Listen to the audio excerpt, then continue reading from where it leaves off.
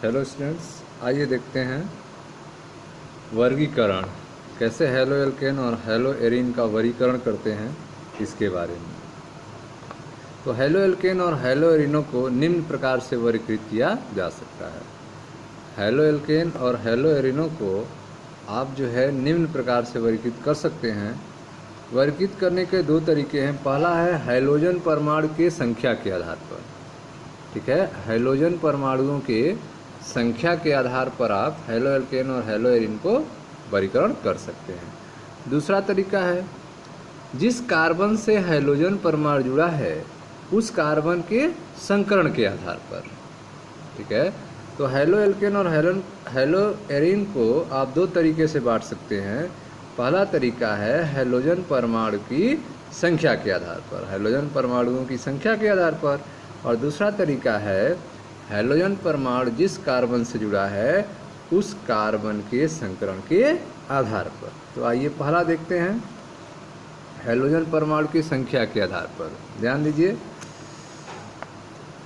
संरचना में उपस्थित एक, दो अथवा अधिक हाइड्रोजन परमाणुओं की संख्या के आधार पर इन्हें मोनो, डाई अथवा पॉली हाइड्रोजन में वर्गीकृत किया जा सकता है, ठीक है। तो आप देख रहे हैं कि संरचना में अगर एक हाइड्रोजन परमाणु हो तो इसे मोनो कहते हैं, अगर दो हाइड्रोजन परमाणु हो तो इसे डाई कहते हैं, और दो से अधिक अगर हाइड्रोजन परमाणु हो तो उसे पॉली हाइड्रोजन कहते हैं, ठीक है। तो अगर तीन है तो उसे ट्राई कहेंगे, चार है तो टेट्रा कहेंगे, ठीक है। तो इस तरह से इसका वर्गीकरण करते हैं। आइए उदाहरण देखते हैं, देखिए ध्यान से। ये आपका C2H5X, तो इसमें आप देख रहे हैं केवल एक ही हाइड्रोजन जुड़ा हुआ है, अतः यह आपका मोनो हेलो एल्केन हुआ, ठीक है। यह आपका क्या है, मोनो हेलो एल्केन है, ठीक है। इसमें आप देखें दो हाइड्रोजन जुड़ा हुआ है, दो X जुड़ा हुआ है, अतः यह है आपका डाई हेलो एल्केन, ठीक है। इसमें आप देखें तीन हाइड्रोजन जुड़ा हुआ है, CH2X, CHX, CH2X, तीन हाइड्रोजन जुड़ा है, इसलिए इसको कहते हैं ट्राई हेलो एल्केन, ठीक है। तो जब एल्केन से केवल एक हाइड्रोजन परमाणु जुड़ा हो तब उसे मोनो हेलो एल्केन कहते हैं। अब जब दो हाइड्रोजन परमाणु जुड़ा हो तो डाई हेलो एल्केन कहते हैं, ठीक है। तीन जुड़ा हो तो उसे ट्राई हेलो एल्केन कहा जाता है, ठीक है। यह था आपका हेलो एल्केनों के बारे में। अब आइए देखते हैं हेलो एरीनों के बारे में। यह आपका हेलो एरीन है। इससे जब एक हाइड्रोजन जुड़ा है तब इसको मोनो हेलो एरीन कहेंगे, जब इससे दो हाइड्रोजन जुड़ा होगा तब इसे डाई हेलो एरीन कहेंगे, और जब तीन हाइड्रोजन जुड़ा होगा तब इसे ट्राई हेलो एरीन कहते हैं, ठीक है। तो आप देख रहे हैं कि हेलो एरीनों में भी हाइड्रोजन की संख्या के आधार पर इनको बांटते हैं। अगर एक हाइड्रोजन है तो मोनो हेलो एरीन, दो हाइड्रोजन है तो डाई हेलो एरीन, और तीन हाइड्रोजन है तो ट्राई हेलो एरीन कहते हैं, ठीक है। अब जो है मोनो हेलो यौगिकों को, जो मोनो हेलो यौगिक हैं उनको कार्बन परमाणु के संकरण के आधार पर पुनः वर्गीकृत किया जा सकता है, ठीक है। तो जो मोनो हेलो यौगिक हैं वह जिस कार्बन से जुड़ा हुआ है हाइड्रोजन, उस कार्बन का संकरण किया है, उस आधार पर इसे पुनः बांटा जा सकता है, ठीक है, जिससे हाइड्रोजन परमाणु आवंधित होता है। तो मोनो हेलो यौगिकों को उस कार्बन परमाणु के संकरण के आधार पर पुनः वर्गीकृत किया जा सकता है जिससे हाइड्रोजन परमाणु आवंधित होता है, ठीक है। देखें ध्यान से, जैसे हाइड्रोजन परमाणु उस कार्बन से जुड़ा है जिस कार्बन का संकरण है sp3, ठीक है, sp3 CX आबंध युक्त यौगिक, ठीक है। तो आप देख रहे हैं कि कार्बन हाइड्रोजन युक्त यौगिक जिसमें कार्बन का संकरण क्या है, sp3 है। तो जिस हाइड्रोजन से, हाइड्रोजन जो है जिस कार्बन से जुड़ा है उस कार्बन का संकरण sp3 होगा, इस आधार पे हम इसको वर्गीकरण करेंगे।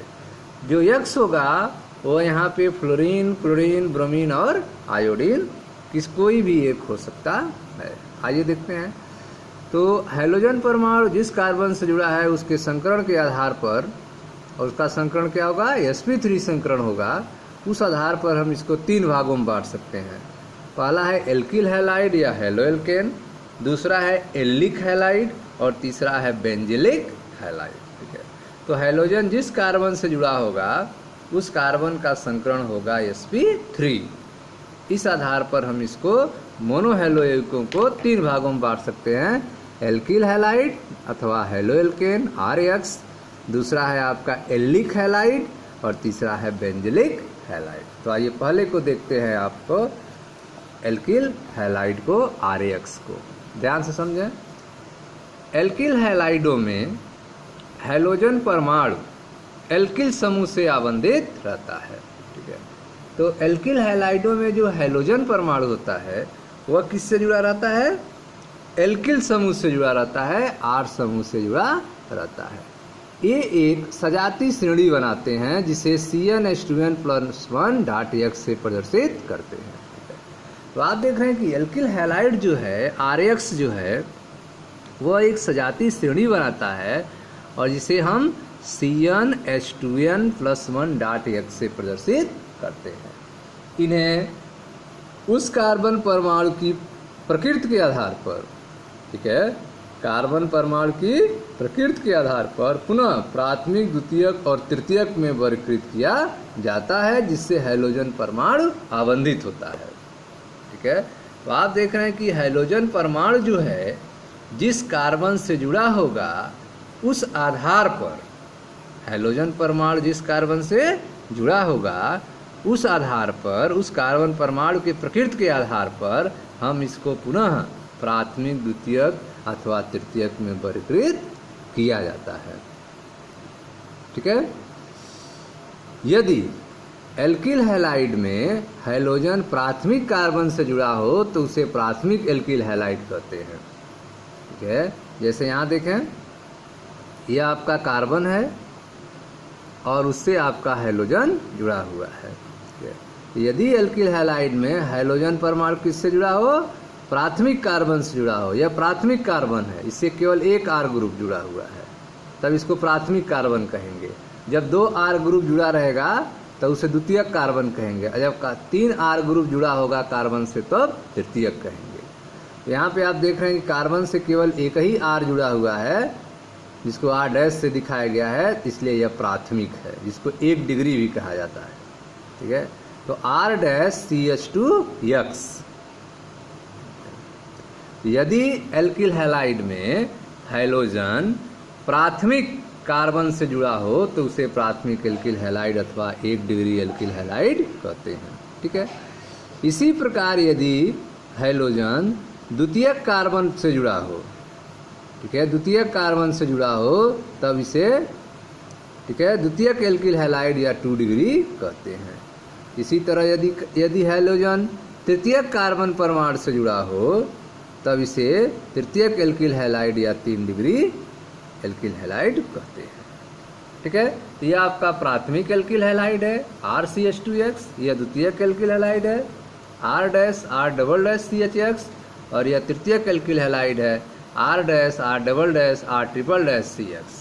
ठीक है, तो इस तरह से आपने देखा कि एल्किल हैलाइड को भी 3 भागों में बांटा गया है, प्राथमिक एल्किल हैलाइड, द्वितीयक एल्किल हैलाइड और तृतीयक एल्किल हैलाइड।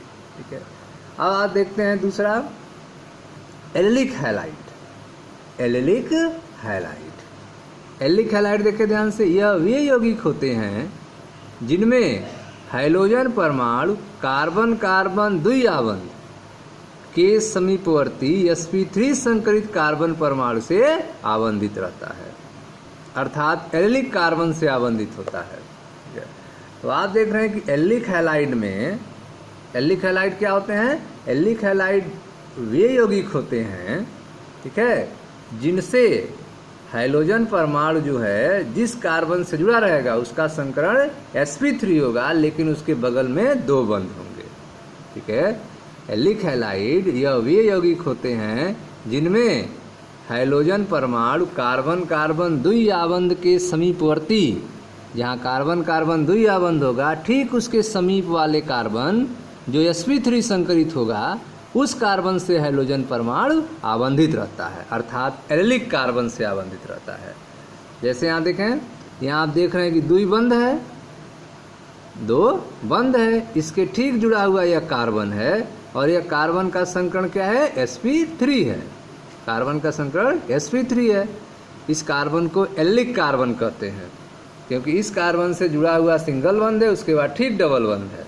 यह कार्बन क्या होगा, एलिक कार्बन होगा। इस कार्बन का संकरण क्या है, sp3 संकरण है। इसके पास 3 सिग्मा बंद है, 1 2 हाइड्रोजन से मिला है 3 और एक हाइड्रोजन से मिला है 4, तो 4 सिग्मा बंद है अर्थात इस कार्बन का संकरण sp3 है। ठीक है। उसी तरह से इसमें देखें एल्डिक हैलाइड में यह आपका 2 बंद है, इससे जुड़ा हुआ कार्बन है यह। ठीक है, तो 2 बंद से जुड़ा हुआ सिंगल बंद है और उससे जुड़ा हुआ कार्बन से हाइड्रोजन जुड़ा हुआ है। ठीक है, यह 2 बंद है, 2 बंद से जुड़ा हुआ कार्बन है, यह सिंगल बंद से कार्बन है और इस कार्बन को एल्डिक कार्बन कहेंगे और इससे एक हाइड्रोजन जुड़ा हुआ है। इस कार्बन का संकरण sp3 है। ठीक है, इस कार्बन का संकरण क्या है, sp3 है। ठीक है, तो आप देख रहे हैं कि यह वे यौगिक होते हैं जिनमें हैलोजन परमाणु कार्बन कार्बन द्विआबंध के समीपवर्ती, कार्बन कार्बन द्विआबंध के समीपवर्ती sp3 संकरित कार्बन परमाणु से हैलोजन जुड़ा होता है अर्थात एल्डिक कार्बन से आबंधित रहता है। ठीक है, अब आता है गो आपका बेंजलिक हैलाइड। बेंजलिक हैलाइड में देखें ध्यान से, इस प्रकार के यौगिकों में हैलोजन परमाणु एरोमेटिक वलय से जुड़े sp3 संकरित कार्बन परमाणु से आबंधित रहता है। तो इसमें जो है हैलोजन परमाणु जो है एरोमेटिक वलय से जुड़ा रहता है डायरेक्ट, और एरोमेटिक वलय के किससे जुड़ा रहता है, कार्बन से जुड़ा रहता है। जैसे एरोमेटिक वलय होगा उस वलय से कार्बन जुड़ा होगा और उस कार्बन से हैलोजन जुड़ा होगा। कार्बन का संकरण क्या होगा, sp3 होगा। इस प्रकार के यौगिकों में हैलोजन परमाणु एरोमेटिक वलय से जुड़े sp3 संकरित कार्बन परमाणु से आबंधित रहता है। जैसे यह कार्बन है, यह कार्बन क्या है, वलय से जुड़ा हुआ है, रिंग से जुड़ा हुआ है, और यह कार्बन है sp3 संकरित, इससे हैलोजन जुड़ा हुआ है। ठीक है, तो इसे क्या कहेंगे, बेंजलिक हैलाइड कहेंगे। जैसे यहाँ देखें दूसरा वाला में, इसमें आप देखें यह आपका रिंग है, वलय है, इससे जुड़ा हुआ है कार्बन है, इस कार्बन से हैलोजन जुड़ा हुआ है। कार्बन का संकरण क्या है, sp3 है। ठीक है, अब यहाँ पे देखें, यहाँ प्राथमिक द्वितीयक और तृतीयक भी होता है। अगर यहाँ पे जो R डैश है वो CS3 हो, R डैश क्या हो, CS3 हो। ठीक है, और R डबल डैश क्या हो, H हो, R डबल डैश क्या हो, H हो। ठीक है, तो अगर जो है R डैश CS3 हो, ठीक है, और R डबल डैश H हो, तब इसको द्वितीयक कहते हैं। तब इसको क्या कहेंगे, द्वितीयक कहेंगे। यदि R डैश और R डबल डैश दोनों जगह पे CS3 हो, R डैश भी CS3 हो, R डबल डैश भी CS3 हो, तब इसको तृतीयक कहेंगे। ठीक है, तृतीयक बेंजलिक हैलाइड कहेंगे। जब R डैश भी CS3 हो, R डबल डैश भी CS3 हो, तब इसको तृतीयक बेंजलिक हैलाइड कहेंगे। यदि R डैश CS3 हो और R डबल डैश H हो, तब इसको द्वितीयक बेंजलिक हैलाइड कहेंगे। ठीक है, यहाँ पे आप देख रहे हैं कि केवल X हो, CH2X हो, तब इसको प्राथमिक बेंजलिक हैलाइड कहेंगे। ठीक है, तो आप देख रहे हैं कि बेंजलिक हैलाइड भी प्राथमिक द्वितीयक और तृतीयक है। ठीक है, तो इस तरह से आपने देखा कि हैलोजन परमाणु जिस कार्बन से जुड़ा है उस कार्बन का संकरण sp3 है। उस आधार पे 3 भागों में बांटे गए थे, एल्किल हैलाइड, इसे हैलो एल्केन कहते हैं, उसके बाद एल्डिक हैलाइड और बेंजलिक हैलाइड। अब आप देखें हैलोजन परमाणु उस कार्बन से जुड़ा हुआ है जिसका संकरण है sp2। ठीक है, हैलोजन परमाणु जो है उस कार्बन से जुड़ा है जिसका संकरण क्या है, sp2 है। इस आधार पर इसको 2 भागों में बांटते हैं, वाइनिलिक हैलाइड और एरिल हैलाइड। वाइनिलिक हैलाइड और एरिल हैलाइड। तो वाइनिलिक हैलाइड देखें ध्यान से, यह क्या होता है, इस प्रकार के यौगिकों में हैलोजन परमाणु कार्बन कार्बन द्विआबंध के sp2 संकरित कार्बन परमाणु से सीधे जुड़ा रहता है। ठीक है, तो आप देख रहे हैं कि इस प्रकार के यौगिक में जो हैलोजन परमाणु है, जो X है, वह कार्बन कार्बन डबल बॉन्ड के sp2 संकरित कार्बन परमाणु से सीधा जुड़ा हुआ है। जहाँ पर कार्बन कार्बन दो बंध है, उसी कार्बन से हाइड्रोजन जो है डायरेक्ट जुड़ा हुआ है, इसको बाइनलिक हैलाइड कहेंगे। एल्लिक हैलाइड में क्या था, दो बंध था, उस दो बंध से एक कार्बन, ठीक है, उसके बाद सिंगल बंध था, उससे कार्बन जुड़ा हुआ था, उससे हैलोजन जुड़ा हुआ था। जैसे देखे ध्यान से, दो बंध था, दो बंध से एक बंध जुड़ा हुआ है, ठीक है, उससे कार्बन जुड़ा हुआ है, कार्बन से हैलोजन जुड़ा हुआ है। डायरेक्ट दो बंध से